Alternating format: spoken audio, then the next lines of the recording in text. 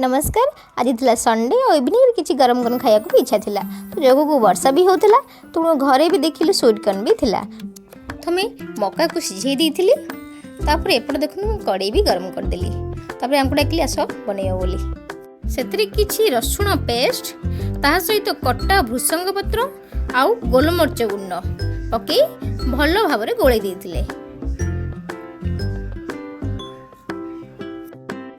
Cornflour 2 चम्मच मैदा 2 चम्मच और पेरी पेरी मसला 1 चम्मच स्वाद अनुसार लुण दे ताकू तापरे भल भाव स्पून माध्यम गोले देते गैस रो फ्लेम को हाई करी तेल गरम हो जाए पर मैरिनेट कर रखिथे कॉर्नफ्लोर को सेटे ढाल देबा।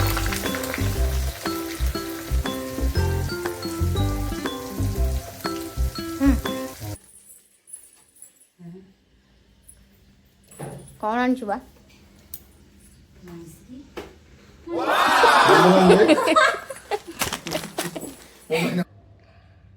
पेरी मसला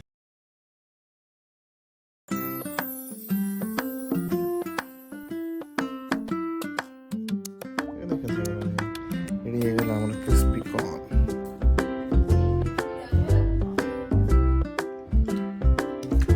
Crispy corn.